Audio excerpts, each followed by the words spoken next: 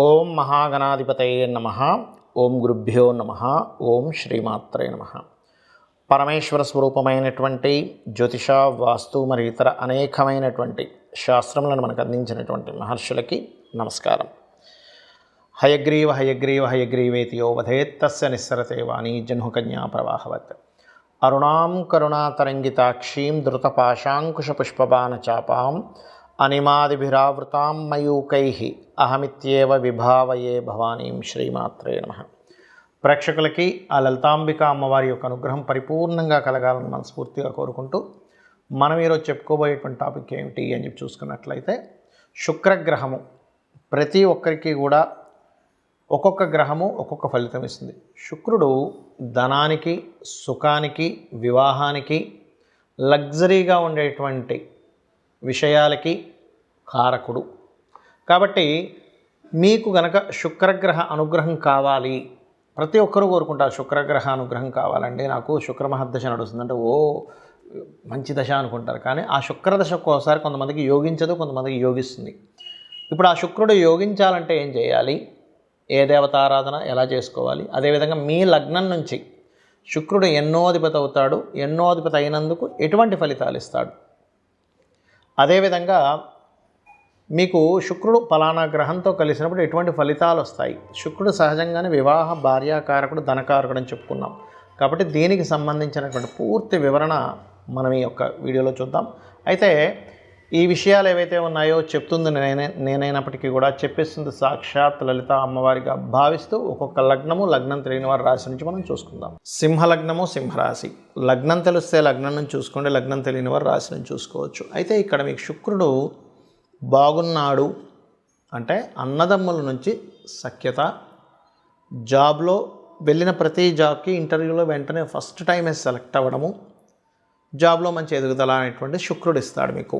అందులోని కూడా కొంతమంది చూడండి, వెళ్ళినప్పుడు అక్కడ ఒక లేడీ ఉండేదండి, నాకు బాగా ఆవిడ సపోర్ట్ చేసినందుకే నాకు ఆ జాబ్ వచ్చింది అంటూ ఉంటాం.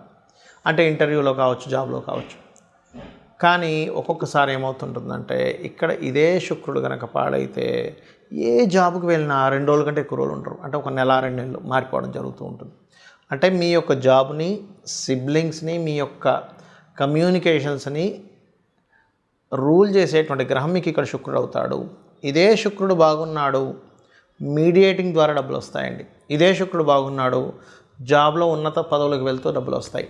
ఇదే శుక్రుడు బాగున్నాడు, అన్నదమ్ములే మీకు సహకరిస్తారు జాబ్కి. విదేశాల్లో ఉన్నారు, ఉదాహరణకి శుక్రుడు, రాహు కలిసి ఉన్నారు, విదేశీ యోగం ఏర్పడింది, ధనయోగం ఏర్పడింది, అన్నదమ్ముల ద్వారా మీకు డబ్బులు వస్తూ ఉంటాయి. అన్నదమ్ములే మీకు లేదా అక్క చెల్లెల్లో మీకు సపోర్ట్ చేసి విదేశాలకు తీసుకెళ్ళి అలా ఇస్తూ ఉంటారు. సో ఇక్కడ ఏమిటి, శుక్రుడు బాగున్నాడు, శుక్రుడు పాడయ్యాడు ఇన్ సెన్స్.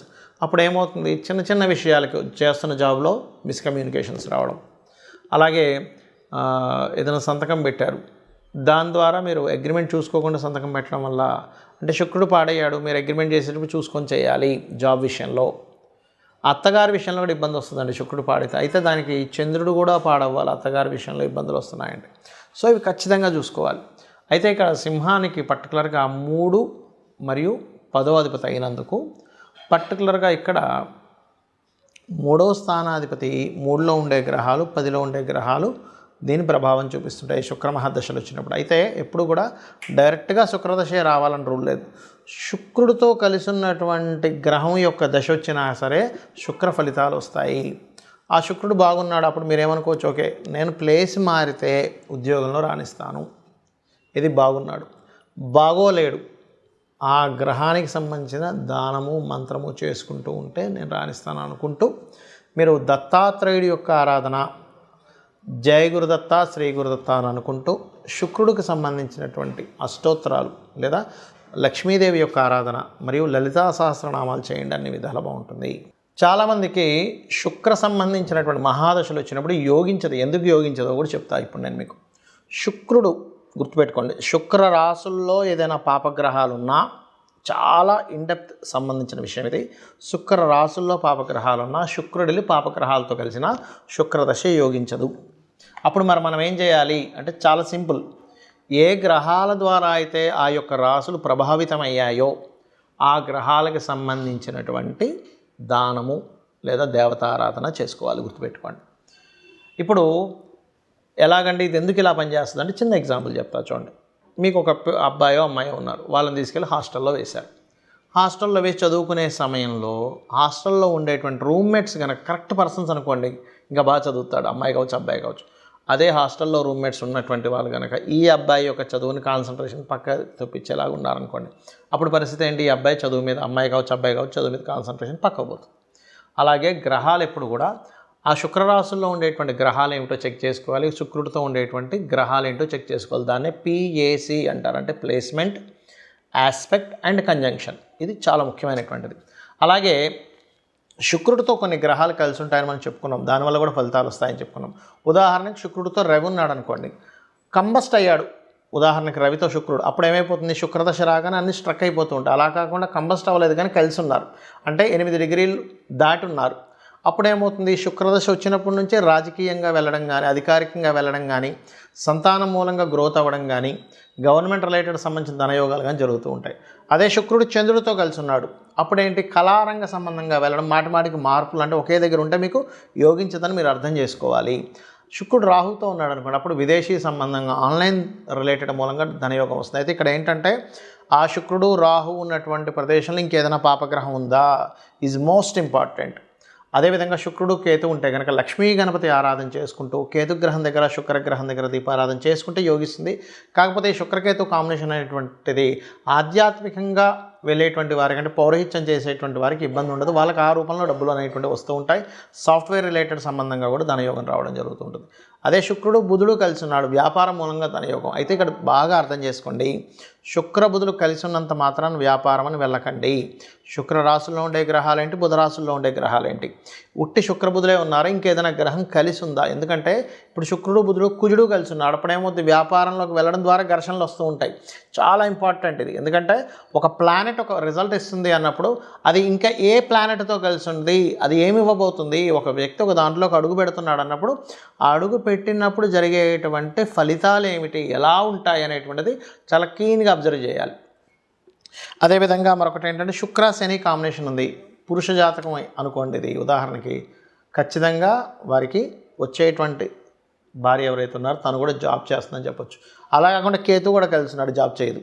అంటే ఏంటి? ఒక ప్లానెట్ ఉన్నప్పుడు ఒక రిజల్ట్ ఇస్తుంది, కానీ అది ఇంకొక ప్లానెట్ వచ్చినప్పుడు దాని రిజల్ట్ మార్చుకుంటూ ఉంటుంది. అలా కాకుండా శుక్రుడు శని కాకుండా బుధుడు కూడా ఉన్నాడు, వచ్చేటువంటి జీవిత భాగస్వామి జాబ్తో పాటు బిజినెస్ కూడా చేస్తుందని చెప్పొచ్చు. అలా కాకుండా శుక్రుడు కుజుడు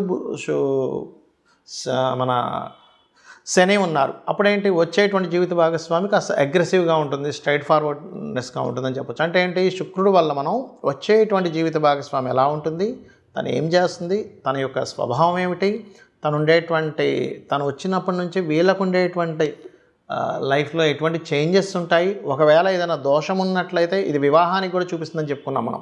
ఒకవేళ వివాహ సంబంధించిన దోషం ఏదైనా ఉన్నట్లయితే దానికి సంబంధించింది ఎలా చేసుకోవాలి, ఎందుకంటే శుక్రగ్రహం పర్టికులర్గా మీకు అది డ్యూయల్ సైన్లో ఉంటే ఒక రిజల్ట్, ఫైరీ సైన్లో ఉంటే ఒక రిజల్ట్స్, చర్రాసులు ఉంటే ఒక రిజల్ట్స్ అనేవి ఇస్తూ ఉంటాయి.